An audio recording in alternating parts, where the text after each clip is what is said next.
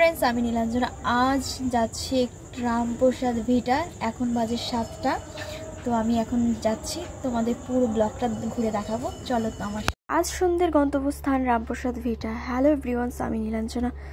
আজ হালিশহর যাওয়ার পথেই পড়ে এরকম একটা জায়গা যেটাতে তোমার গেলে পুরো মন ভালো হয়ে যাবে।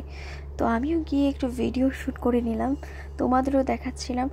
এইখানে তুমি বসে বসে অনেক দুজনা মিশে টাইম স্পেন্ড করতে পারো, গল্প করতে পারো, খুব সুন্দর লাগবে, পাহাড়ের মতো ফিল নিতে পারবে। আর পাশে খুব সুন্দর চৈতন্য দেবের মূর্তি আছে, তো তোমাদেরকে দেখাই, চলো।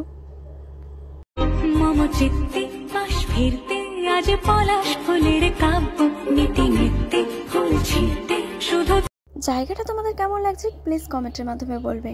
এটা দেখতে দেখতে আসল জায়গার কথা ভুলে গেছি। চলো তোমাদের এমন একটা জায়গায় নিয়ে যাব যেটা তোমাদের মন ভালো করতে বাধ্য হবে। তোমরা স্পেশাল জিনিস দেখাবো যেটা দেখলে পরে মনে হবে যে দুর্গাপূজা চলেই গেল। চলো তোমরা দেখে নাও।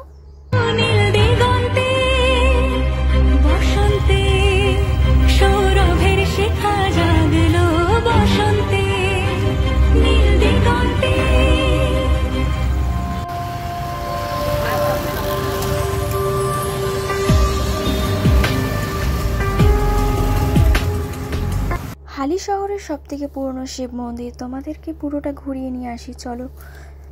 তো বাইরেটা আমি তোমাদের যতটা পাচ্ছি ঘুরিয়ে নিয়ে আসি, অনেকটা রাত হয়ে গেছিল, তো আমি তোমাদেরকে যতটা পারছি ততটা আমি ঘুরিয়ে দেখাচ্ছি। মন্দিরটা খুবই সুন্দর, পুরনো আমলের তৈরি, তো খুব কাজগুলো খুব নিখুঁতভাবে তৈরি, আর বাইরেটা খুব সুন্দর লাগছিল। এখানে এসে তোমাদের মন ভালো হয়ে যাবে। আর পুরনো মন্দিরগুলো তোমাদের দেখতে কেমন লাগে প্লিজ কমেন্টের মাধ্যমে বলবে। এক একটা জায়গার মন্দিরগুলো খুবই সুন্দর লাগে, মন ভালো করে নেওয়ার মতো।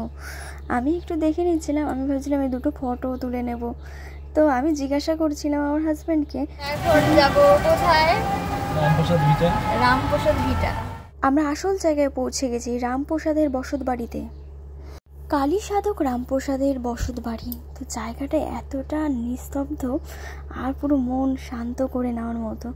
জায়গাটা খুব ভালো লাগছিল। এইখানে বসে বসে আমার এতটা সৌভাগ্য হবে কোনোদিনও ভাবতে পারিনি যে রামপ্রসাদের বসত বাড়িতে আসতে পারবো। আমি প্রতিটা জিনিসটা আমি এভাবে দেখে ভিডিও বানাতে পারবো আর তোমাদেরও এইভাবে শেয়ার করতে পারবো। তো আরেকটা জিনিস বলার আছে, এই ভেতরে হলে ফোন অ্যালাউ করবে না, তো ভেতরের আমি দেবী মাকে দেখাতে পারছি না তোমাদেরকে। বাইরে যেইটুখানি আমি তোমাদের দেখাবো সেইটুখানি কি তোমাদের দেখতে হবে। তুমি যদি মায়ের কাছে 5 মিনিট বসো, তোমার মনের যত টেনশন যত কিছু আছে সব ভুলে যাবে। ভিডিওটা এরকম ছিল। আর আমার ভিডিওটা তোমাদের কেমন লাগলে কমেন্টে